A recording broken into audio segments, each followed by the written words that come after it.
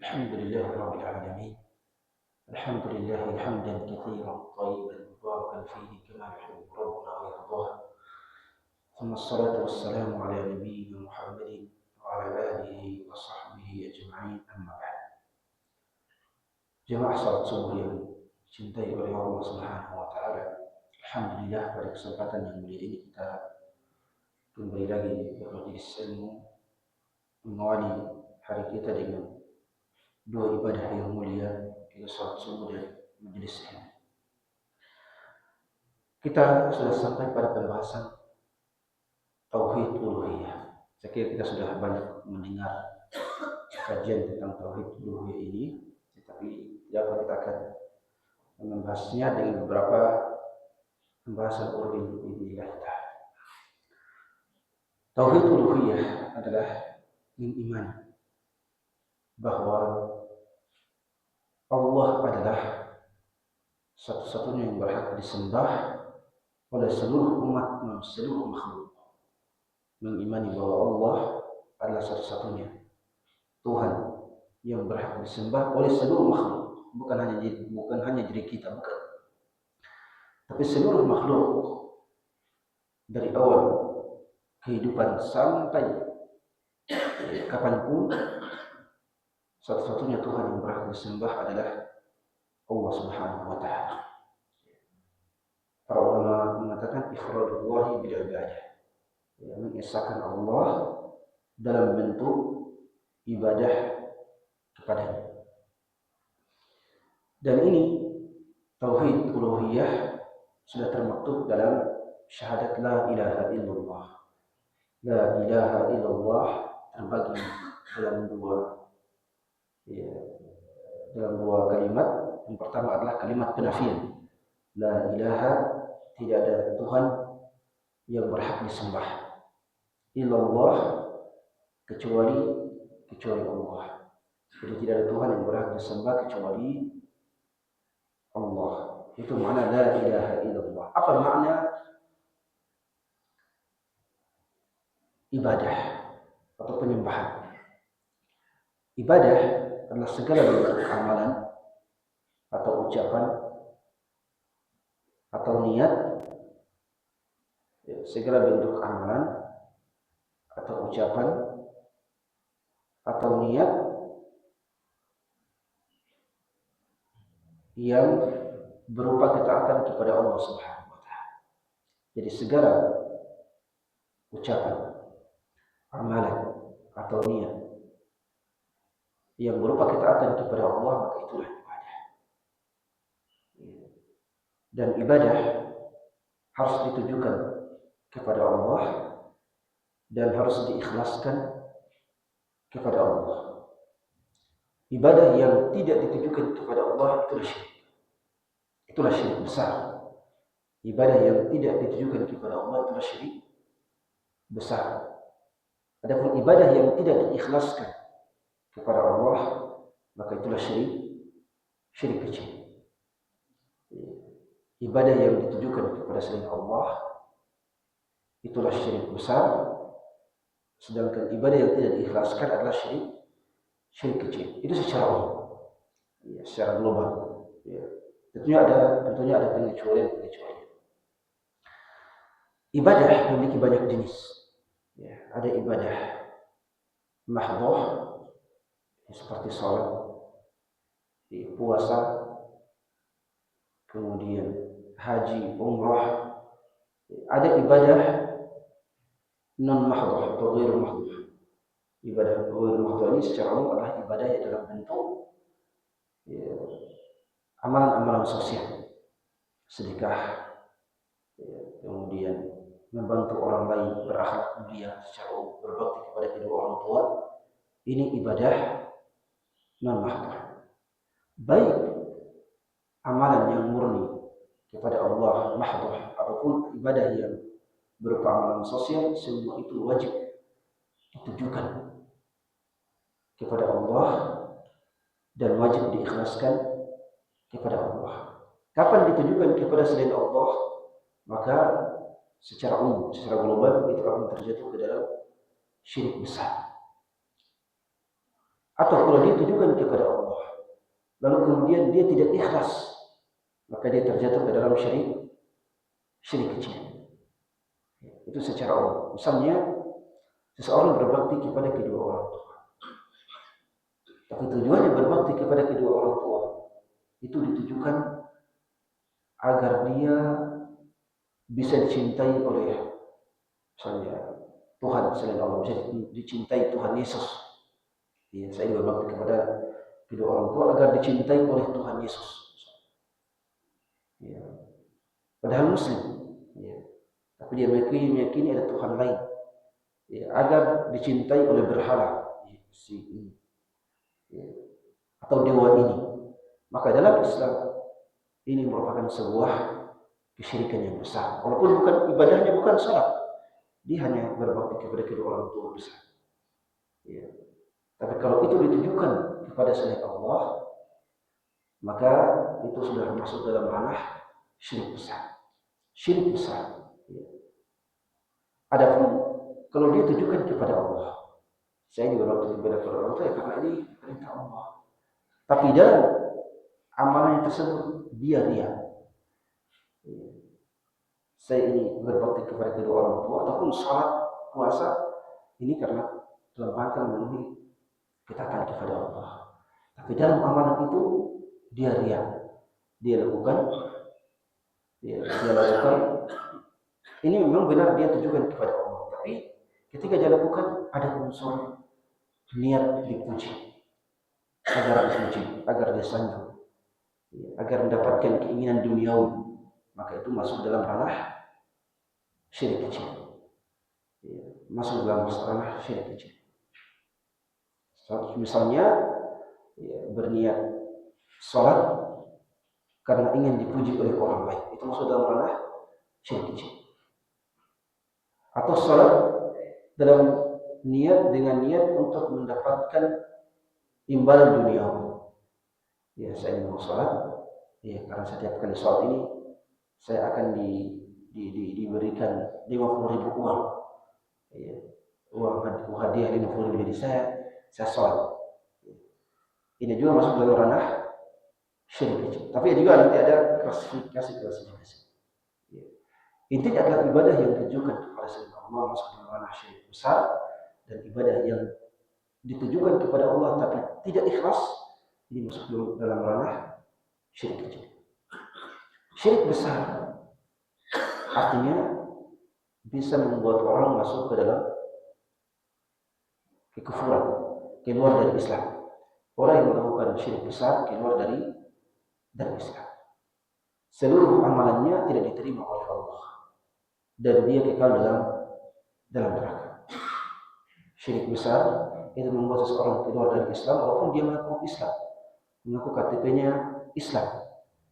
Tapi kalau dia melakukan syirik besar, menyembah kepada selain Allah, ibadahnya ditujukan kepada selain Allah, maka itu sudah masuk maka dia telah keluar dari Islam. Yang kedua, seluruh amalannya tidak diterima oleh Allah, ditolak semuanya. Kemudian dia kekal dalam neraka. Adapun syirik kecil, maka syirik kecil itu dia tidak keluar dari Islam, tapi dia tetap mendapatkan dosa yang besar. Jadi syirik kecil itu jangan dilihat dari kecilnya. Salat ingin dipuji, itu syirik kecil. Ibadah karena dipuji, bersedekah karena ingin dipuji, itu namanya syirik kecil, riya. Tapi ingat bahwa syirik kecil itu adalah dosa besar. Jangan lihat kecilnya.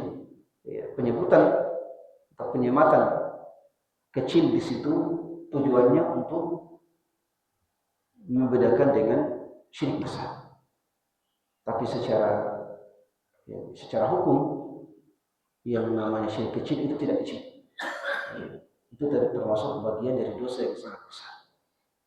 Jadi syirik kecil ini berkonsekuensi pertama, orangnya tidak keluar dari Islam, tapi dia telah melakukan dosa yang sangat besar. Yang kedua, amalan yang dia berbuat syirik di situ ditolak. Adapun amalan-amalan yang lain tidak ditolak. Misalnya dalam sholat ya riya. Yang ditolak adalah amalan sholatnya.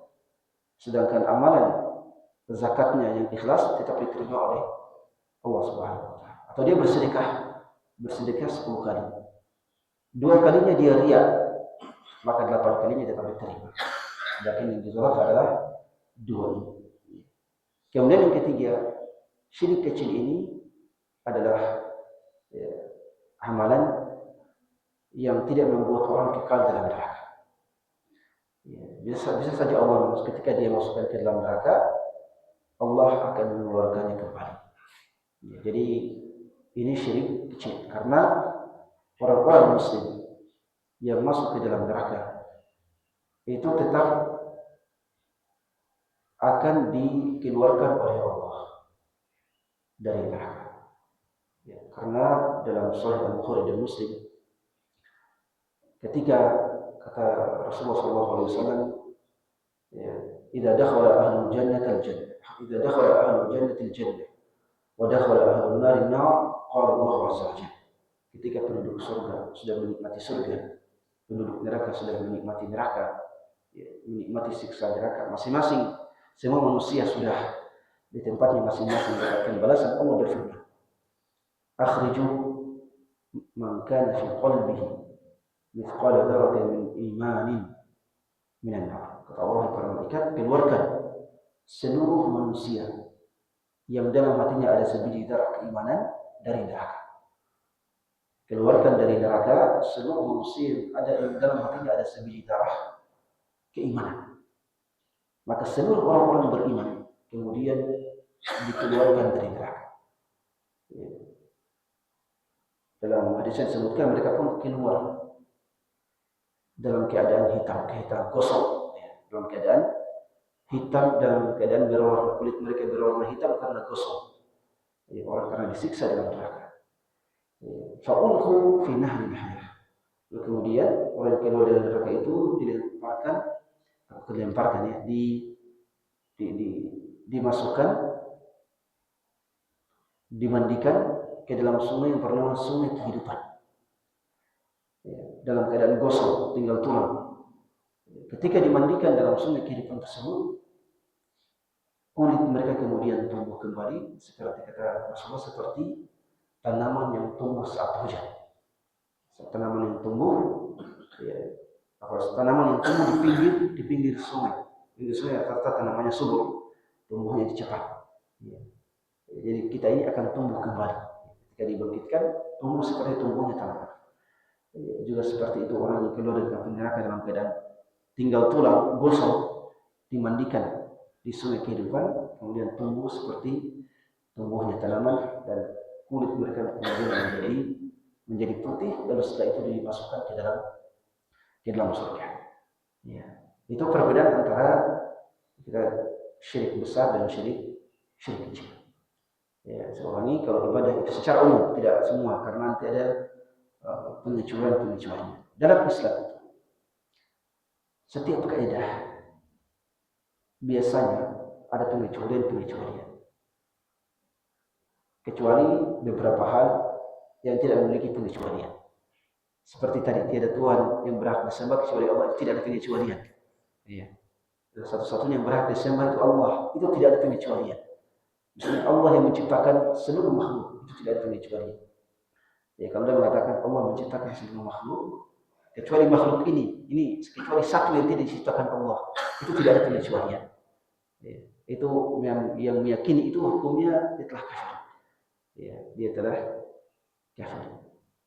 Adapun kaidah-kaidah syariah secara umum itu ada pengecualian. Salat wajib, semua salat wajib, tapi juga ada pengecualian. Salat tidak wajib bagi anak kecil, salat tidak wajib bagi orang yang gila, salat tidak wajib bagi orang tua yang sudah pikul. Itu ada pengecualian. Termasuk juga yang kita sebutkan, ibadah yang ditujukan kepada selain Allah, itu secara umum adalah syirik besar. Adapun ibadah yang tidak diikhlaskan kepada Allah, maka itu secara umum adalah syirik kecil. Ibadah apapun, baik mahdhah ataupun mahdhah itu adalah ibadah murni kepada Allah, ataupun ibadah non mahdhah dalam bentuk sosial, ya, sedekah, interaksi kita dengan orang lain, berbakti kepada kedua orang tua, ya, dan ibadah sosial lainnya. Tauhid uluhiyah memiliki banyak jenis. Ya. Di antaranya yang sering disebutkan oleh para ulama adalah bersujud kepada selain Allah Subhanahu wa taala. Ya. Salah satu ibadah yang wajib kita tujukan kepada Allah adalah sujud kepada Allah Subhanahu wa taala. Kapan sujud ini kita berikan kepada selain Allah, maka ini dihukumi syirik. Ya, dihukumi syirik. Hanya saja persoalannya adalah terkait dengan sujud penghormatan kepada makhluk. Para ulama di sini beda pandangan. Ya, saya sujud kepada orang tua. Ini sujud kepada orang tua. Misalnya ada orang mengatakan sujud kepada orang tua ibadah. Tapi saya sujud kepada kedua orang tua itu dalam rangka menghormatinya, bukan dalam rangka menyembahnya. Ya, seperti sujudnya Nabi Yusuf, sujudnya saudara-saudara Nabi Yusuf kepada Yusuf. Seperti sujudnya para malaikat kepada Adam. Itu kan bukan sujud penyembahan, itu sujud penghormatan. Sebagian ulama mengatakan sujud penghormatan ini dalam Islam itu adalah kesyirikan kepada Allah Subhanahu wa taala. Karena dia merupakan bentuk penyembahan kepada Allah. Tapi sebagian ulama juga mengatakan tidak. Selama niatnya bersujud kepada manusia, kepada raja, kepada orang tua, niatnya adalah sebagai penghormatan, maka itu tidak masuk ke dalam kesyirikan. Tapi itu adalah hal yang diharamkan dalam Islam. Ya. Hal yang diharamkan dalam Islam. Yang paling benar adalah bahwa bersujud kepada raja, kepada orang tua dengan niat penghormatan, maka itu bukan syirik besar. Itu hanyalah hukumnya haram. Ya, hukumnya haram. Kenapa haram? Karena itu dibolehkan pada masa dahulu. Pada masa dahulu untuk menghormati raja itu adalah dengan sujud penghormatan. Ya, pada masa dahulu untuk menghormati raja adalah dengan sujud penghormatan atau menghormati orang tua. Ya. Seperti sujudnya para malaikat kepada Nabi Adam. Bukan berarti para malaikat di situ berbuat kesyirikan, bukan. Mereka hanyalah sujud penghormatan. Jadi pada agama-agama masa dahulu, agama Nabi Nuh, Ibrahim dan lain-lain, mereka membolehkan untuk melakukan sujud penghormatan kepada orang yang dimuliakan. Ketika dalam Islam sujud penghormatan ini diharamkan. Dalam Islam sujud penghormatan ini diharamkan. Ya. Makanya Rasulullah SAW, "La kuntu amiran ahadan an yasjuda li ahadin, la amartu al-mar'ata an tasjuda li zawjiha." Kata Rasulullah, kalau seandainya dalam Islam ini dibolehkan untuk menyembah kepada manusia, untuk bersujud kepada manusia, maka yang lebih pantas untuk bersujud kepada manusia adalah istri kepada suaminya. Ya. Maka manusia yang lebih pantas untuk bersujud adalah istri bersujud kepada suami. Ya. Karena memang haknya suami bagi istri itu sangat besar. Ya. Karena istri itu adalah orang yang tidak kita kenal, ya. Orang yang bukan keluarga kita, terus kita ambil, kemudian kita nafkahi. Nah, itu kan itu berat itu. Ya. Orang yang tidak kita kenal, orang lain, kemudian kita ambil, kita berikan nafkah, kita berikan kehidupan, kita gantikan orang tuanya untuk membiayai kehidupan. Ya. Makanya kata Rasul, kalau seandainya seorang manusia bersujud kepada orang, dibolehkan bersujud kepada orang lain, maka yang satu-satunya yang bersujud adalah istri kepada suami. Ya. Ya. Karena orang kita tidak kenal, ya, itu ya, tapi kita kemudian ambil dan nafkahi. Ya, itu kan itu maksudnya. Terus kalau seandainya bersujud kepada orang tua dengan menganggap mereka sebagai Tuhan. Ya, karena ada juga suami bersujud kepada istrinya dengan menganggap bahwa istrinya itu adalah sesembahan Tuhan. Ya, ada. Ya. Maka itu adalah masuk dalam syirik besar. Masuk dalam syirik besar. Ya. Baik pada dalam Islam ataupun pada umat-umat sebelum Islam. Ya, karena umat-umat sebelum Islam sujud kepada manusia itu adalah hanya dalam bentuk penghormatan. Kapan manusia itu dianggap sebagai Tuhan, lalu mereka bersujud kepadanya, maka itu merupakan syirik besar. Seperti orang bersujud kepada Fir'aun. Orang bersujud kepada Fir'aun dengan anggapan bahwa dia Tuhan, itu masuk dalam ranah syirik besar. Itu bersujud kepada manusia. Bagaimana kalau bersujud kepada berhala, patung? Bersujud kepada berhala atau patung tidak lagi diperinci sujud penghormatan atau sujud ibadah. Namanya bersujud kepada patung itu sudah masuk dalam kesyirikan besar. Ya, sudah masuk dalam syirik besar karena tidak masuk akal orang bersujud di patung hanya untuk penghormatan. Ya. Ini misalnya berhala, berhala yang disembah kepada selain Allah, sujud di situ ya, kepada berhala. Misalnya sujud kepada salib. Ya. Saya ini penghormatan kepada Isa tidak dianggap. Ya dianggap sebagai itu. Ini dia mengatakan saya ini sujud di sini karena menghormati. Saya katakan tidak. Ya. Karena itu sudah dianggap sebagai Tuhan selain Allah, dan kalau sesuatu itu sudah dianggap sebagai Tuhan selain Allah, kita bersujud kepadanya, maka itu langsung dihukum sebagai syirik besar. Ya. Tidak dibenarkan. Ya nasihat itu. Tapi kalau kepada manusia, ya dalam bentuk penghormatan, maka itu hukumnya dosa besar. Memang pada masa dahulu diberikan. Ketika Islam datang itu dilarang. Ini apa dilarang? Dilarang karena memberikan sujud penghormatan kepada manusia itu merupakan sarana untuk menyeret manusia kepada syirik besar. Ya. Pada awalnya kita masih sujud penghormatan, nanti lama-lama kita akan menganggapnya sebagai Tuhan. Ya. Itulah yang terjadi pada masa dahulu. Ya. Pada masa dahulu orang bersujud biasa, setelah itu dianggap jadi Tuhan. Ya. Dan itu juga menyerupai, ya, tentunya menyerupai penyembahan kepada Allah Subhanahu wa taala. Jadi tauhid uluhiyah adalah mengesahkan ibadah kepada Allah Subhanahu wa taala. Di antara ibadah yang paling banyak dibahas terkait dengan tauhid uluhiyah adalah doa.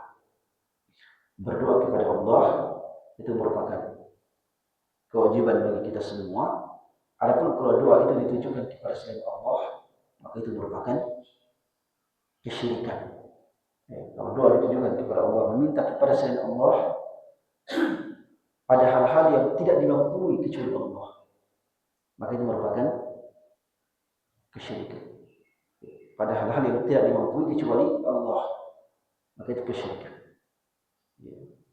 Datang ke kuburan dan menyatakan, wahai kakekku, mudahkanlah rezeki saya, mudahkanlah saya memiliki turun anak. Itu langsung masuk ke dalam syirik besar. Ya. Itu masuk ke dalam syirik besar. Ya. Jadi meminta berdoa kepada selain Allah artinya memohon kepada orang yang tidak mampu terkait hal-hal yang menjadi kekhususan Allah Subhanahu wa taala. Yang memberikan anak adalah Allah, tapi kita memintanya kepada selain Allah. Itu hukumnya syirik besar. Ya. Atau yang memberikan rezeki adalah kepada, tapi kita berdoa kepada Allah agar diberikan rezeki. Itu adalah syirik besar. Tapi ingat bahwa dalam persoalan doa ada yang dinamakan dengan nama tawassul. Tawassul itu adalah membuat perantara antara kita dengan Allah Subhanahu wa taala. Itu namanya tawassul. Tawassul dalam bentuk penyembahan hukumnya syirik besar. Menjadikan patung sebagai perantara antara kita dengan Allah itu syirik besar. Ya. Kan kaum musyrikin Quraisy pada masa dahulu Mereka mengatakan bahwa patung itu mereka sembah karena patung itu bisa mendekatkan diri mereka kepada Allah. Mana abuduhum illa liqarribuna wallahi sulfa. Kami tidak menyembah patung-patung ini sebagai Tuhan kecuali karena patung-patung ini akan mendekatkan kami kepada Allah Subhanahu wa taala. Jadi saya ini beribadah kepada Allah tapi lewat perantaraan menyembah patung, kita katakan syirik. Ya. Adapun kalau menjadikan orang lain bukan patung sebagai perantara kita dengan Allah dalam doa, maka itu masuk dalam ranah syirik kecil. Kita datang ke kuburan dan mengatakan, wahai kakekku, sampaikanlah kepada Allah agar dia memberikan saya anak. Ya, doakanlah. Ya, kalau kita mengatakannya kepada orang yang masih hidup, ya doakan kepada Allah agar saya memiliki anak. Itu boleh. Ya. Tapi kalau kita mengatakannya kepada orang yang sudah mati, ya, atau orang yang jauh, ya, bukan dengan bentuk WhatsApp atau telepon, itu sudah masuk dalam ranah syirik kecil. Wahai kakekku yang di kuburan, wahai kakekku mudah ya beritahukan, berdoakan saya kepada Allah. Kalau ketemu dengan Allah, kalau menghadap kepada Allah, doakan saya agar ya, dia memudahkan rezekiku. Ya, itu masuk dalam ranah syirik, ya, syirik kecil. Dia tidak berdoa kepada kakeknya, tapi dia meminta kakeknya untuk menjadi perantara dia dengan Allah Subhanahu wa taala. Jelas itu namanya syirik kecil. Dan syirik kecil, tawassul dalam bentuk syirik kecil. Adapun kalau meminta kepada orang yang hidup, maka itu tawassul yang dibolehkan. Jadi tawassul itu adalah tawassul dalam doa khususnya, artinya berdoa kepada Allah dengan perantara, dengan sebuah perantara. Berdoa kepada Allah dengan sebuah perantara. Tawassul ini terbagi dua. Pertama, tawassul yang dibolehkan, dan yang kedua, tawassul yang tidak dibolehkan. Tawassul yang dibolehkan ada tiga. Tawassul yang dibolehkan ada tiga. Pertama adalah bertawassul dalam doa dengan menyebutkan nama-nama Allah Subhanahu wa taala dan sifat-sifatnya. Ya, misalnya ya Ghaffar, ampunilah saya. Ya Rahim, Maha Pemurah, Maha Memberi rahmat, rahmatilah saya. Itu namanya tawassul yang dibolehkan dengan menggunakan nama-nama Allah. Ya Allah, atas namamu, itu kan tawassul. Ya Ghaffar, ya Allah, dengan atas namamu Al-Ghaffar, maka ampunilah saya. Dengan atas namamu Ar-Razzaq, maka berikanlah saya rezeki. Dengan atas namamu Al-Wahhab, Maha Pemberi, maka berikanlah saya kemudahan. Ya, itu namanya ya Rahim, atas nama-namamu Ar-Rahim, Maha Pemurah, maka berikanlah saya rahmat. Itu namanya bertawassul dengan nama-nama Allah dan sifat-sifatnya dalam doa. Itu dibolehkan. Dan itu merupakan salah satu bagian doa yang sangat mustajab. Kemudian yang kedua, bertawassul dengan amalan-amalan yang saleh. Kita telah beramal saleh, lalu kemudian kita berdoa kepada Allah, ya Allah, saya ini selama hidupku tidak pernah meninggalkan salat, maka mudahkanlah segala urusan, masukkanlah saya ke dalam surga. Dengan menyebutkan amalan saleh kita, ya Allah, saya tadi telah bersedekah, ya sekian dan sekian, maka mudahkanlah segala urusan. Itu namanya bertawassul dengan perantaraan amal yang saleh. Ya Allah, tadi saya telah sholat berapa rakaat, maka berikanlah saya kebahagiaan, kemudahan, anak, rezeki. Itu namanya bertawassul dengan perantaraan amal-amal saleh. Kemudian yang ketiga adalah bertawassul dengan doanya orang-orang yang saleh. Dengan syarat orang salehnya masih hidup, masih ada. Kita datang kepada orang saleh, kepada ulama, kepada orang-orang yang saleh, kepada yang kita tuakan dan katakan, doakan saya kepada Allah. Doakan saya kepada Allah. Ini juga merupakan tawassul yang dibolehkan. Adapun tawassul yang tidak dibolehkan adalah bertawassul kepada makhluk dalam rangka doa. Bertawassul kepada makhluk yang tidak sanggup dalam rangka dalam rangka berdoa kepada Allah. Makhluk yang tidak sanggup seperti apa tadi? Kuburan, ya. Ya. Kemudian patung-patung, ya. Kemudian apa namanya, orang-orang ya misalnya setan, jin dan sebagainya, maka itu terhitung sebagai bagian dari kesyirikan, ya. Bagian dari kesyirikan. Bertawassul lewat patung itu merupakan kesyirikan besar. Pokoknya ibadah yang terkait dengan patung itu semua syirik besar. Patung yang dimaksud adalah maksudnya berhala, ya. Yang Tuhan-Tuhan, berhala yang dianggap sebagai Tuhan selain Allah, itu maksudnya. Ya. Kalau cuma patung biasa tidak mesti, ya. Kalau cuma ada patung biasa, ya, kemudian ada orang yang di situ misalnya mengusap-ngusap, ya, itu bisa dianggap sebagai syirik kecil. Ya. Tapi kalau yang diusap-usap itu adalah patung yang dianggap bahwa ini Tuhan selain Allah, itu sudah masuk dalam ranah syirik besar. Nah, tapi kalau patung biasa yang tidak disembah, tapi kalau ada orang yang datang mengusap-ngusap, ya, dalam rangka ingin berkah, maka itu syirik, ya, syirik kecil. Ya. Baik. Jadi tawasul, misalnya tawasul kepada orang yang mati, orang yang sudah mati itu hukumnya, ya, syirik kecil. Ya. Tapi kalau sampai berdoa kepada orang yang mati itu hukumnya syirik besar. Ya. Jadi berdoa kepada orang mati kan mengatakan, wahai kakekku, atau berikan saya anak, mudahkan rezekiku, itu berdoa. Tapi kalau dikatakan sampaikan kepada Allah agar Allah mudahkan rezekiku, nah, itu namanya tawassul. Ya, itu namanya tawassul. Ya, dua-duanya syirik, tapi yang pertama syirik besar, yang kedua syirik kecil. Ya, sebagian ulama mengatakan sekedar menyampaikan sudah masuk dalam ranah syirik besar. Wahai kakek, ya, kata mereka, ya, sebagian, wahai kakekku, sampaikan kepada Allah agar dia, ya, memudahkan rezekiku. Itu kata mereka syirik besar. Tapi yang paling benar adalah itu masih dalam ranah syirik kecil. Dalam doa kepada Allah kita mengenal ada beberapa. Dalam doa kepada Allah kita mengenal ada 3 jenis permohonan.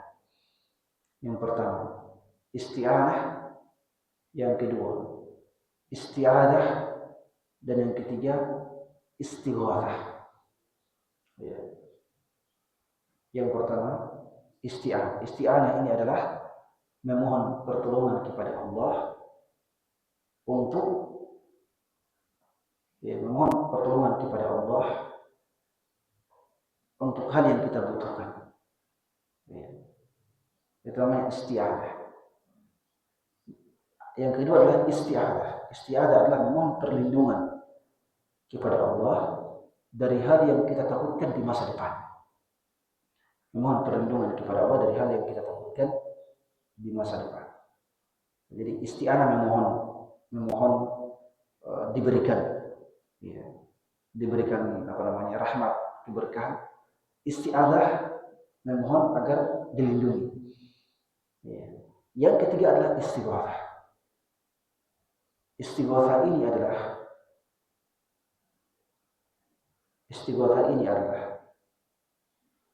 isti'anah dan isti'adah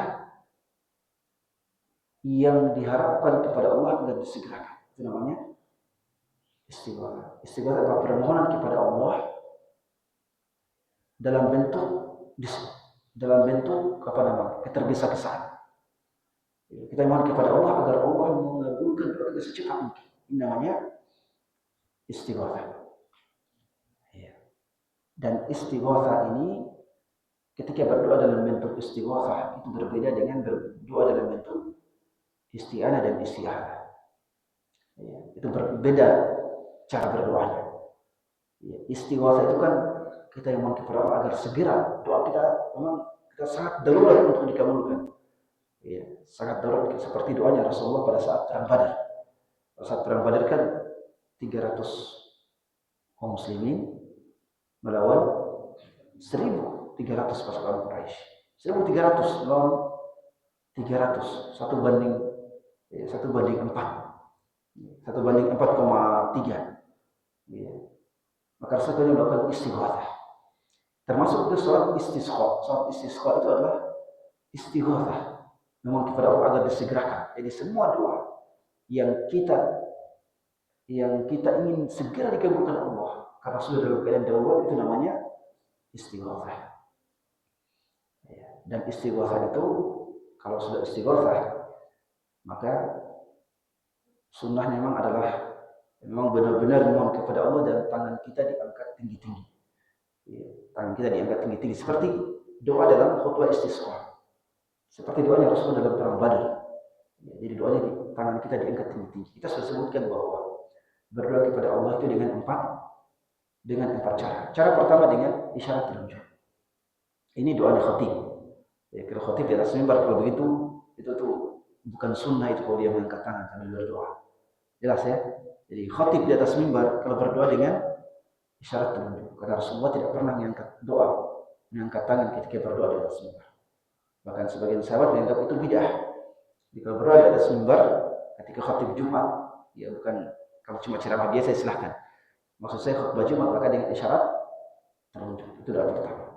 Termasuk juga isyarat telunjuk doa dalam tasyahud. Itu kita memberi isyarat telunjuk, salah satu tujuannya adalah selain syahadat, dia adalah bentuk isyarat sebagai doa. Ya, itu yang pertama. Ya. Kemudian cara berdoa yang kedua adalah dengan mengangkat tangan setinggi wajah atau setinggi dada. Ya. Yang ketiga dengan mengangkat tangan di atas kepala. Ya, begini. Ya. Itu kalau doanya sudah ingin sekali ya diangkat di atas kepala. Tapi kalau dalam keadaan istighatsah ingin segera dikabulkan, maka doanya agar tinggi-tinggi, tangan itu diluruskan ke atas. Ya, tangan itu diluruskan ke atas ya. Lurus ke atas. Itu sebagaimana doa Rasulullah dalam perang Badar dan juga doanya dalam salat istisqa. Itu namanya ya, kalau kita lakukan dalam istighatsah itu juga sangat dianjurkan. Baik. Jadi yang namanya ibadah, doa harus ditujukan kepada Allah. Ya, adapun kalau melakukan tawassul dalam doa, maka tadi kita sudah sebutkan terbagi ke dalam dua, ada tawassul yang dibolehkan, ada tawassul yang diharamkan. Ya, tapi tawassul yang diharamkan masuk dalam ranah syirik kecil, bukan syirik besar. Termasuk juga tawassul yang diperdebatkan oleh para ulama adalah tawassul dengan perantaraan kehormatan Nabi kita Muhammad SAW. Ya. Dengan mengatakan inni as'aluka, Allahumma inni as'aluka bijahin Nabi. Allahumma inni as'aluka bihaqqin Nabi. Ya Allah, saya mohon kepadamu dengan perantaraan kemuliaan Nabi. Dengan perantaraan kehormatan Nabi, kabulkanlah doa saya. Kata para ulama, sebagian mengatakan boleh, sebagian mengatakan tidak boleh. Yang paling benar adalah tidak boleh. Adapun selain Nabi, maka tidak dibolehkan. Ya Allah, saya memohon kepadamu atas berkat kehormatan kakekku. Ya. Saya mohon kepadamu lewat perantaraan kemuliaan kiai. Maka kita katakan tidak dibolehkan. Ya. Adapun kepada Nabi SAW, maka para ulama beda pendapat. Ada yang mengatakan boleh, ada yang mengatakan tidak boleh. Tapi yang paling benar adalah tidak dibolehkan. Ya. Ini terkait dengan tawassul. Dan juga di sana banyak ibadah seperti penyembelihan, seperti nazar, banyak sekali terkait dengan ibadah ini. Dan mungkin kita akan lanjutkan pembahasannya pada minggu depan, insyaallah pada minggu depan hari Senin. Mungkin saya tidak ada hari Senin kalau tidak salah. Mudah-mudahan hari Kamis kan ibadah ya, ibadah dan akhlak. Insyaallah mungkin pada Senin depan ya, 2 minggu lagi insyaallah taala. Barakallahu fikum wa jazakumullahu khairan.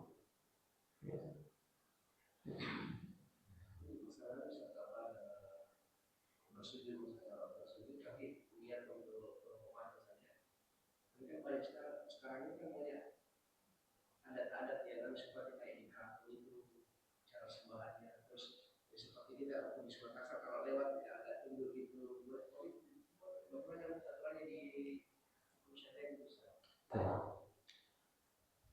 Sujud adalah ibadah. Sujud adalah ibadah. Tapi karena pada masa dahulu sujud itu dibolehkan. Sujud dibolehkan dengan niat penghormatan. Maka dia tidak bisa dihukumi syirik. Sujud penghormatan tidak bisa dihukumi syirik. Karena namanya kesyirikan itu baik pada zaman Adam, baik pada zaman Isa, Nuh, atau pada zaman Nabi Muhammad itu sama. Namanya kesyirikan dan kekufuran itu baik zaman dulu atau zaman sekarang itu tidak berubah. Jelas ya? Yang berubah itu cuma halal dan haram. Yang berubah cuma apa? Ini boleh, ini tidak boleh, halal dan haram. Adapun kesyirikan itu tidak berubah. Yang namanya kesyirikan dan kekufuran dari masa dahulu sampai sekarang tidak berubah. Makanya sujud penghormatan itu tetap tidak bisa dianggap sebagai syirik besar. Tapi dia bisa berubah menjadi haram, jelas ya? Dan bisa berubah menjadi halal, boleh. Kalau seandainya itu syirik, maka sujudnya mereka pada masa dahulu kita anggap juga sebagai syirik besar. Padahal tidak demikian, jelas ya? Dalam Islam itu diubah hukumnya menjadi haram. Menjadi haram saja. Karena yang berubah hukum itu cuma persoalan halal dan haram. Adapun persoalan syirik, kufur, itu dari Adam sampai akhir zaman itu sama semua. Para nabi sama semua terkait dengan kekufuran, kesyirikan, tauhid, ibadah sama semua. Ini kesyirikan dan kekufuran sama. Yang beda adalah cuma tadi persoalan halal dan haram. Jelas ya? Makanya dalam budaya kita kalau dia ada sujud kehormatan, maka itu hukumnya tetap haram dan kita tidak bisa syirikan. Kita tidak bisa syirikan. Lalu bagaimana dengan ruku? Kita katakan ruku ini tidak bisa dianggap sebagai kesyirikan. Jelas ya? Kenapa? Karena pertama, sujud itu berbeda dengan ruku. Sujud berbeda dengan ruku. Karena sujud itu adalah ibadah yang bisa berdiri sendiri. Sujud itu adalah ibadah yang bisa berdiri sendiri. Makanya ada sujud tilawah. Walaupun tanpa sholat, kita boleh sujud. Karena sujud bisa berdiri sendiri. Kita bisa sujud syukur. Karena sujud adalah ibadah yang bisa berdiri sendiri tanpa ada ibadah yang lain. Adapun ruku, maka dia adalah ibadah yang tidak bisa berdiri sendiri. Adakah dalam Islam saya ruku dulu?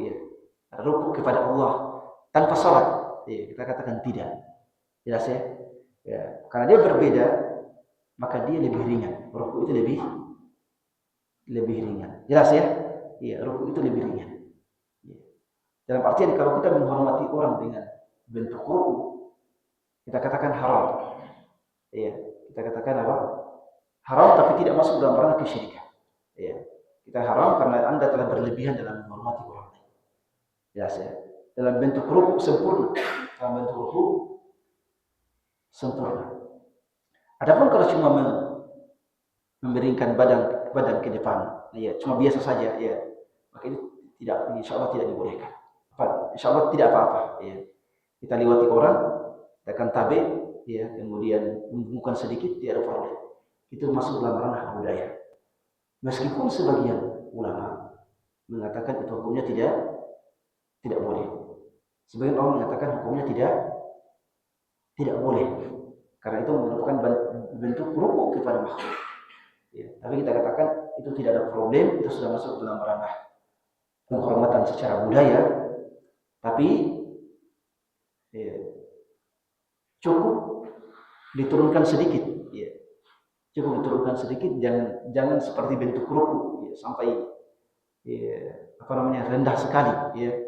Cukup biasa saja kita turunkan badan sedikit, dikatakan tabe dan sebagainya. Jelas ya, penghormatan dan sebagainya. Saya kira demikian ya. Jadi ruku itu tidak bisa disamakan dengan sujud karena dia ibadah yang tidak bisa berdiri sendiri. Jelas ya. Jadi sujud itu memang persoalan besar kalau sujud. Karena dia ibadah yang bisa berdiri sendiri. Kalau ruku tidak. Tapi tetap kita katakan bahwa menghormati orang dengan cara ruku Iya, seperti kita rukuk sholat itu hukumnya haram. Iya. Tapi kalau cuma seperti budaya kita yang membungkuk biasa, ya, yang apa namanya? Ya, iya, tapi itu biasa itu enggak ada problem. Walaupun sebagian orang mengatakan tidak boleh. Tapi kita katakan tidak problem itu bagian dari budaya yang ada, merupakan bagian dari budaya yang ada, dan setiap bangsa suku memiliki budaya tersendiri. Ya, memiliki budaya tersendiri, memiliki apa namanya? Memiliki tradisi penghormatan tersendiri. Selama dia tidak menyelisihi agama, maka itu dibolehkan.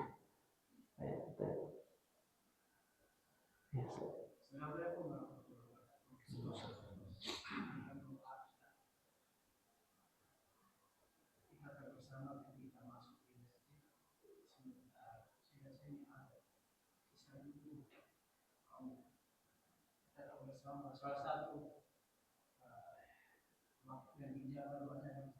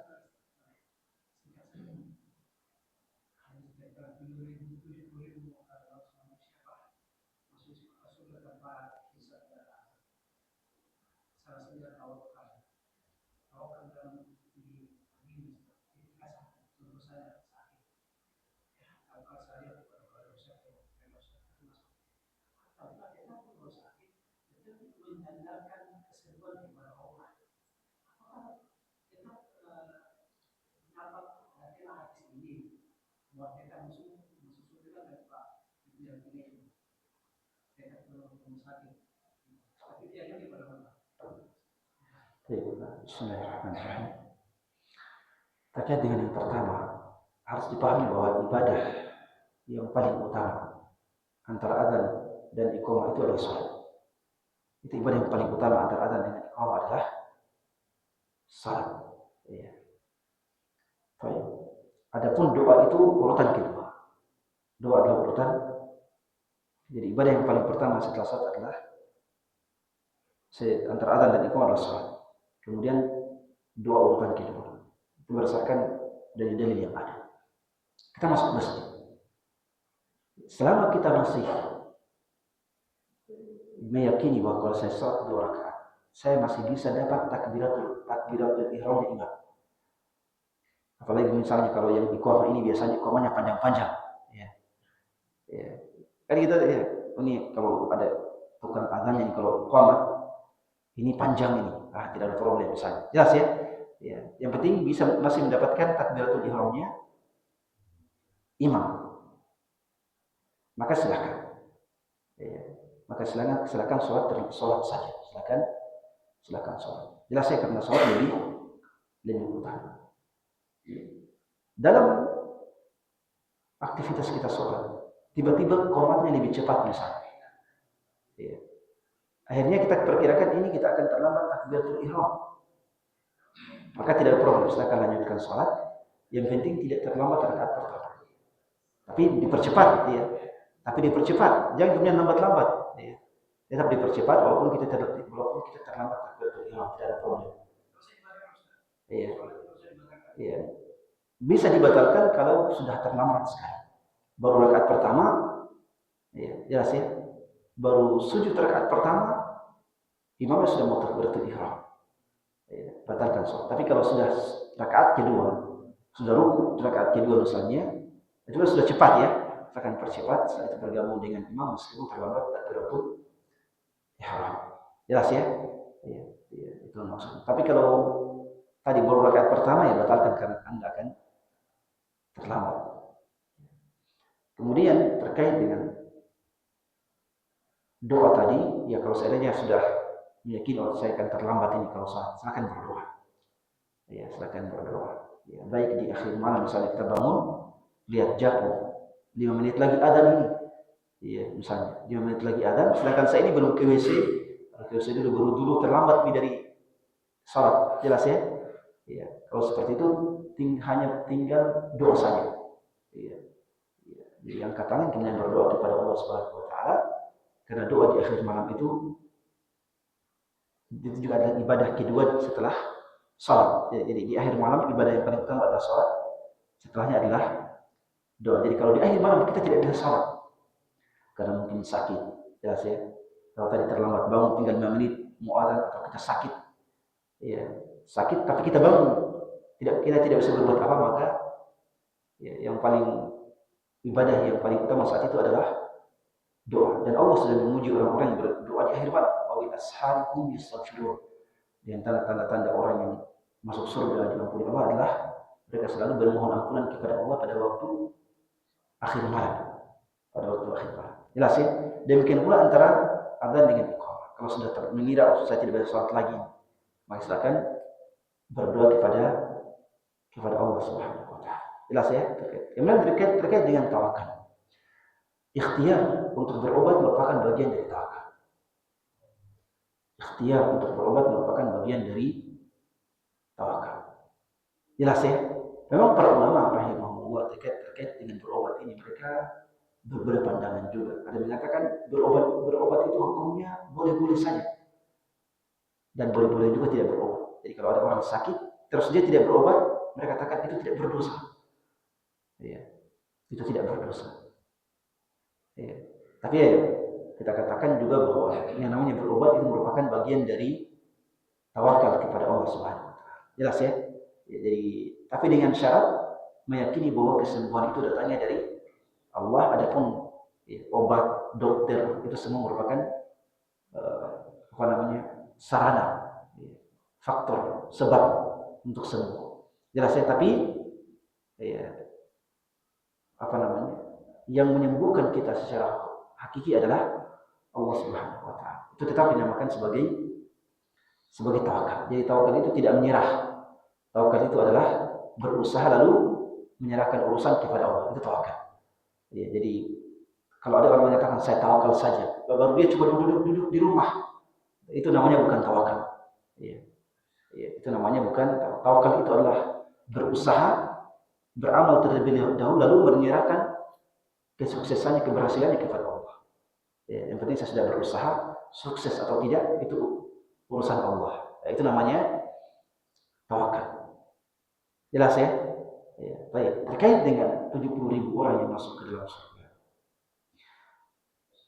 Memang syaratnya adalah harus menjadi orang yang bertawakal. 70.000 orang yang masuk ke dalam surga tanpa hisab.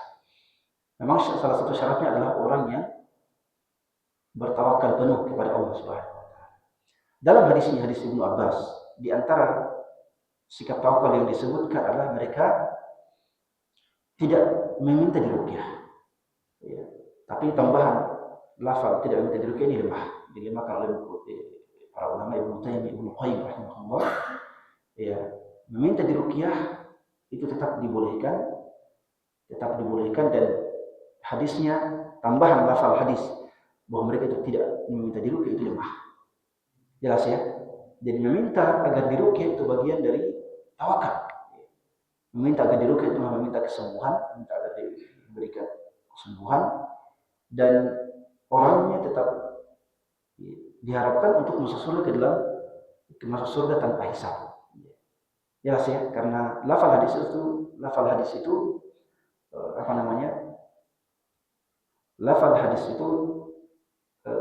tidak benar, tidak sahih. Lafalnya mereka tidak meminta diruqyah. Itu tidak sahih. Jadi meminta diruqyah kalau sakit, minta diruqyah itu tidak ada problem. Itu tidak akan menghalangi kita untuk mendapatkan untuk masuk surga tanpa hisab. Dan meminta ruqyah sebagian ulama menyatakan makruh, yang benar tidak. Meminta diruqyah itu hukumnya boleh. Bahkan dianjurkan kalau sakit. Kalau seandainya sakit, akan meminta ruqyah, tidak ada larangannya. Jelas ya, ini terkait dengan ruqyah. Termasuk dalam lafal hadis yang disebutkan adalah di antara orang yang dihalangi tidak masuk surga, orang yang dihalangi masuk surga tanpa hisab adalah orang yang mengobati dengan besi panas, ya, al-kai. Ya. Memang itu Rasulullah larang karena mengobati orang dengan besi panas itu memang ya, penyiksaan, ya. Ya, memang penyiksaan. Jelas ya, memang sakit sekali. Makanya Rasulullah larang. Ya. Kecuali kalau sudah tidak ada lagi pengobatan selain itu. Ya, tidak lagi jalan terakhir untuk pengobatan kecuali itu. Ya. Barakallahu fiik.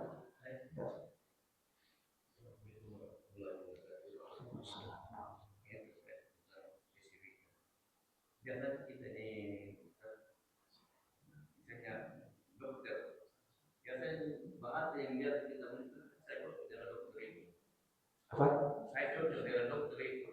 Biasanya kan begitu bahasanya orang baru semua ini kelihatan saya cocok kalau saya di dokter ini. Sekarang dia sudah kesembuhan itu hanya dikatakan saya cocok dengan dokter itu. Kemudian buku yang dia kasih, mas, jadi saya katakan betul-betul dokter yang menyembuhkan dengan obat yang dikasih sehingga dia lebih bagus. Apakah ini termasuk kita siap juga di situ, Ustaz? Karena menurut kata saya cocok dengan dokter itu. Ya, saya katakan kita selalu lupa bahwa yang menyembuhkan penyakit kita itu apa?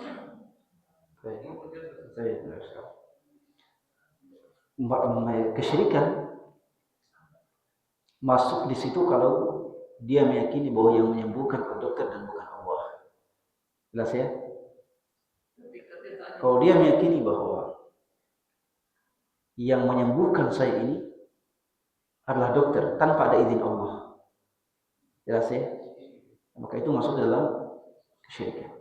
Tapi kalau dia mengatakan dokter ini menyembuhkan saya dengan izin Allah, maka itu tidak. Jelas ya? Makanya ketika berbicara tentang dokter memang hati-hati tetap menyebutkan apa? Ya, ini Allah, masya Allah, alhamdulillah, misalnya. Alhamdulillah dokter itu menyembuhkan saya. Kalau sudah seperti itu sudah hilang. Kalau sudah mengatakan alhamdulillah, ya, alhamdulillah, ada mengembalikan semua karunia itu kepada Allah. Jelas ya? Jadi kalau kita kembalikan karunia kepada Allah, alhamdulillah, ya, dokter itu menyembuhkan. Artinya dokter itu sebagai perantara. Ya, kita memuji Allah, ya, jelas ya? Ya.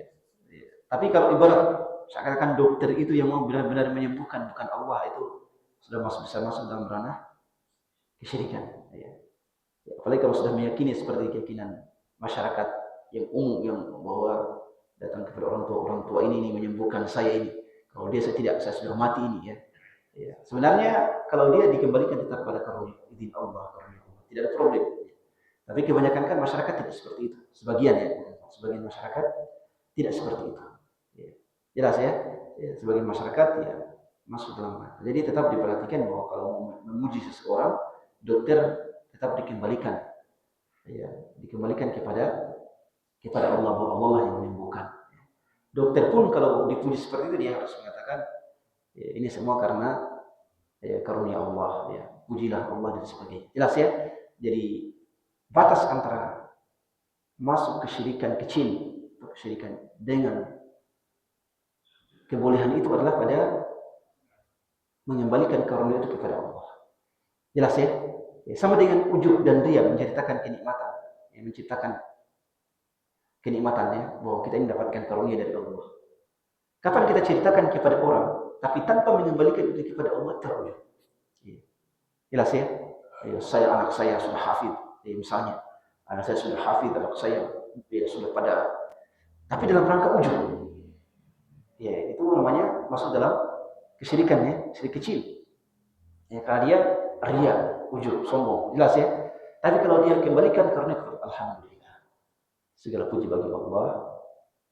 Alhamdulillah Allah menjadikan anak-anak saya ya ini dan ini. Misalnya gitu ya. Nah, itu tidak dianggap sebagai ujub karena dia mengembalikan. Ketika dia menyebutkan itu, dia kembalikan karunia itu kepada Allah. Ya, jadi perantara semua adalah ya tidak merupakan Allah. Jadi kalau sampai tadi memuji-muji dokter baru merupakan Allah, itu bisa masuk dalam ranah syirik kecil, jelas ya. Atau memuji diri sendiri, memuji karunia yang Allah berikan kepada diri kita tanpa dikembalikan kepada Allah, itu namanya sudah masuk dalam syirik kecil karena kita ingin dipuji, riya. Jelas ya?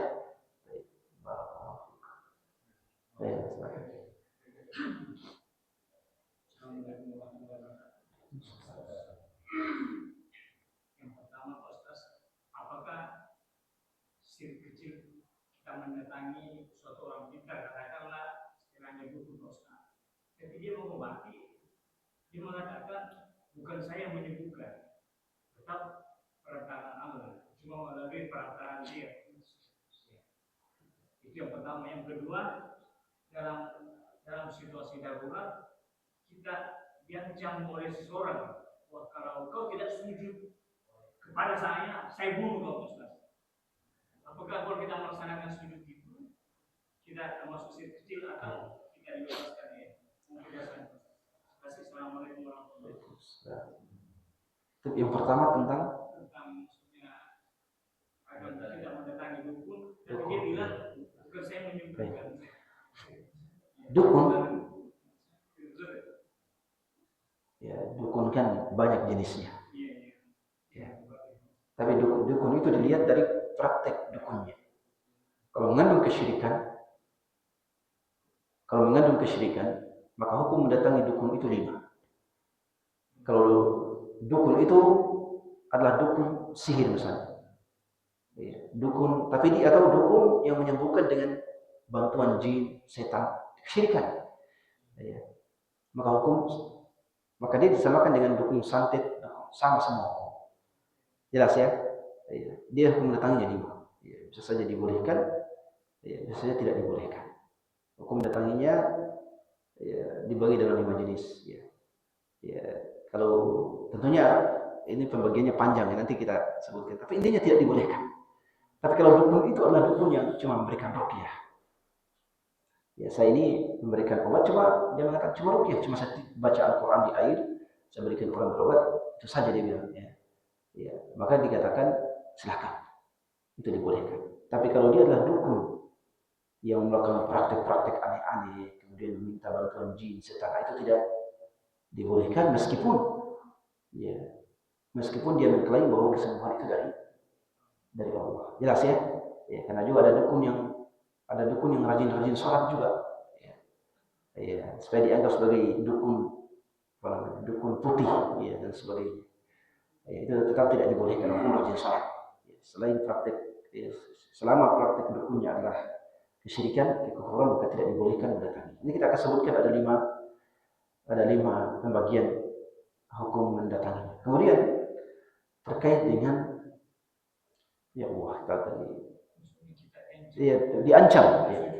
diancam untuk bersujud. Ya. Apa hukumnya ketika diancam, dibunuh ketika bersujud? Ya, hukumnya tetap dibolehkan bagi kita untuk bersujud. Ya, jadi kalau taruhannya nyawa, ya, maka silakan bersujud. Ya, karena Ammar ibn Yasir radhiyallahu anhu ketika disiksa, dia dipaksa untuk kufur. Ya, Ammar ibn Yasir. Ya, wahai Ammar, silakan sekarang harus mengucapkan bahwa Anda telah keluar dari agama Muhammad, agama Islam. Ya, karena disiksa, beratnya siksaan Ammar, maka dia kemudian mengatakan saya telah keluar dari agama Muhammad. Karena itu paksaan. Ya, jadi kalau dipaksa, maka itu tidak menjadikan seseorang keluar dari Islam. Walaupun dia menyembah kepada selain Allah, tapi karena taruhannya nyawa, maka dia boleh melakukannya. Jelas ya? Dia boleh melakukan itu kalau taruhannya adalah nyawa. Ya, tapi dia tidak dianggap sebagai musyrik, kafir. Dia tetap muslim karena hatinya tetap, kan dalam Islam bahwa Rasulullah mengatakan, rufi'a ummati al-khata' wa nisyan wa mastukrihu alaihi. Kata Rasulullah, dari umatku itu diangkat 3 hal. Pertama, lupa. Lupa. Orang baru masuk Islam, tapi dia lupa kalau dia sudah masuk Islam. Dia bersujud kepada lupa. Itu tidak diperlukan, tidak apa-apa. Lupa. Kemudian yang kedua adalah kesalahan yang tidak disengaja. Ya, kesalahan yang tidak disengaja. Yang ketiga, kesalahan yang dilakukan karena paksa, karena dipaksa. Karena dipaksa bukan berarti saya ini terpaksa ini, ya, bukan. Ya, tapi karena taruhannya adalah nyawa, ya, atau taruhannya adalah bahaya besar bagi diri kita. Itu taruhannya. Tapi kalau cuma tidak enak hati, saya terpaksa karena tidak enak hati aja itu bukan paksaan. Jelas ya? Ya, jadi 3 sebab kalau kita terjatuh ke dalamnya kita tidak mendapatkan dosa, kita tidak dihukumi apa-apa. Yang pertama, lupa. Kita berdosa karena lupa. Ya. Yang kedua adalah kesalahan yang tidak disengajai. Ya, kesalahan yang tidak disengajai. Jelas ya? Ya, kita melempar misalnya pohon mangga, tiba-tiba batunya jatuh kepada orang lain. Itu kita tidak bisa dihukum. Ya, karena kita tidak sengaja. Yang ketiga karena paksa. Ya. Ya, termasuk misalnya kita di jalan, kita sudah berjalan di jalan dengan jalur yang benar. Tiba-tiba kita menabrak orang. Ya, dia pada jalur yang salah misalnya. Atau dia mabuk masuk ke jalan kita tabrak. Itu kesalahan yang tidak disengaja dan kita tidak bisa dihukum apa-apa. Kita bisa dihukum kalau jalur kita salah. Nah, itu ya, bisa kalau hukum yang benar itu harus dipenjara itu. Ya. Kalau dia menabrak orang, ya, kalau dia menabrak orang lewat jalur yang salah, jelas ya, itu hukum yang ini harus dipenjara itu. Ya. Baru terakhir.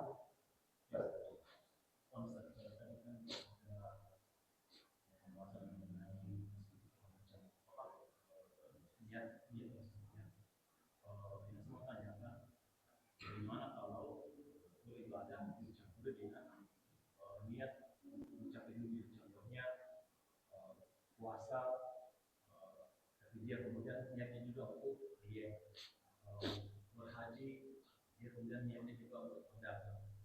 Bagaimana dengan itu? Apakah termasuk juga? Saya kira ini juga sudah kita sebutkan sebelumnya. Oh, ketika niat karena Allah bercampur dengan niat karena dunia, maka itu standarnya adalah mana niat yang paling dominan. Ya, karena Allah Subhanahu wa taala tetap melihat tabiat kita sebagai manusia. Kita manusia ketika beramal. Tabiat manusia itu mengharapkan adanya imbalan. Itu tabiat. Ya, jelas ya. Tabiat manusia ketika beramal itu dia mengharapkan imbalan. Tapi persoalannya adalah pada persoalan ibadah. Kalau persoalan duniawi, bekerja misalnya menjadi guru bahasa Inggris, jadi dokter, jadi pedagang, ya. Kemudian niatnya untuk mendapatkan gaji duniawi itu tidak ada problem, ya. Ya. Tapi kalau jadi imam, jadi khatib, jadi guru agama, jadi guru ngaji, itu kan ibadah semua. Ya. Bagaimana diniatkan? Itu semua harus diniatkan karena Allah. Jelas ya? Nah, bagaimana kalau kita niatkan juga untuk mendapatkan gaji seperti tadi guru bahasa Inggris, dokter dan yang lain.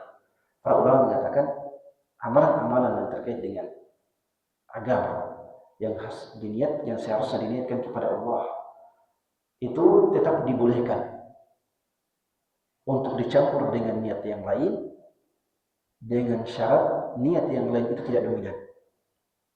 Niat yang lain tidak dominan. Ya. Artinya kalau saya ini misalnya apa tadi amalannya? Saya ini puasa karena semata-mata untuk dia. Itu langsung tertolak itu amalannya. Ya. Saya ini puasa karena semata-mata untuk dia. Tapi kalau dia mengatakan saya ini berpuasa kepada Allah, ya, sekaligus diet. Sekaligus apa? Diet. Ya, artinya niat utama adalah karena Allah. Jelas ya? Diet itu hanyalah niat yang ikut. Maka itu dibolehkan. Karena niat karena Allah lebih dominan daripada niat karena diet. Jadi kalau niatnya karena Allah 60%, 70%. Kalau niatnya karena diet untuk mendapatkan gaji, untuk mendapatkan imbalan duniawi, maka itu tetap diterima. Yang penting niat karena Allah lebih dominan. Tapi kalau yang lebih dominan adalah niat karena dunia. Jelas ya? Ya, kalau tidak dikasih imbalan dia tidak mau lagi lakukan itu. Ya. Nah, itu indikasi bahwa niatnya karena dunia. Kalau sudah lebih dominan niat karena dunia, maka amalannya langsung ditolak oleh Allah. Ya. Kenapa Allah mentolerir? Karena sesuai dengan tabiat fitrah kita sebagai manusia. Jelas ya? Allah mentolerir dalam amalan itu ada niat-niat keduniaan karena memang Allah mentolerir tabiat dan fitrah kita sebagai manusia. Jelas ya? Kita kan fitrah manusia. Fitrah kita itu ketika beramal kita mengharapkan imbalan, itu tabiat. Itu tabiat manusia. Tapi dalam amalan keagamaan itu harus murni karena Allah. Tapi karena Allah juga melihat ingin mengakomodir tabiat kita, makanya ada niat keduniaan yang masuk, tetap ditolerir, tapi tidak boleh menjadi hal yang dominan. Jelas ya? Ya, tidak menjadi hal yang. Bagaimana cara mengetahui mana yang lebih dominan? Itu diri kita masing-masing. Ya. Diri kita yang masing-masing mengetahui ini saya niat karena Allah lebih dominan atau niat karena dunia. Ya, jelas ya? Tapi yang paling utama adalah berniat karena Allah, murni karena Allah. Ya, ada imbalan atau tidak ada imbalan, diet atau tidak diet, ini ibadah karena Allah ya. Mau niatkan diet atau tidak diet, ini juga merupakan bagian dari diet. Ya. Jelas ya? Misalnya kita mau ini ada imbalannya, ada gajinya atau tidak, yang penting saya niat karena Allah. Ya, itu yang paling utama, paling utama. Jelas ya? Tapi kalau dominannya adalah niat dunia, maka itu tertolak. Atau seluruh amalannya, seluruh niatnya adalah karena dunia, tidak ada sama sekali untuk Allah, maka itu lebih parah. Jelas ya? Itu bagian ya, para ulama terkait dengan niat yang bercampur antara niat karena Allah dan niat karena keduniaan. Ya. Barakallahu fikum wa jazakumullahu khairan. Terpaksa saya mengatakan tidak keluar dari Islam. Bagaimana zaman Rasulullah diancam dalam pada kalau kau siapa yang bisa bilang kau? Dia hanya katakan kau. Bagaimana dengan amal dunia itu yang mengatakan apa perbedaannya sih? Karena Rasulullah kalau diancam waktu dia sementara istirahat, jam lagi diancam, siapa bisa bilang kau? Itu kan sementara kan ada sudah Iya. Tapi itu sudah hanya mengatakan yang bisa bilang, yang siapa bisa bilang Allah. Nah, bagaimana dengan amal dia sedang dia diancam juga, dia mengaku bahwa Ammar bin Yasir dipaksa untuk kafir. Ya, dipaksa untuk kafir. Sedangkan Nabi kan tidak ya. Orang itu datang cuma mengancam. Iya, dia mengatakan, ya, wahai Muhammad tidak ada lagi orang. Ya, siapa lagi yang maksud itu tantangan dari orang kafir itu. Tantangan. Ya, kita coba berdua. Saya sudah tunjukkan pedang kepadamu. Siapa yang kira-kira mau?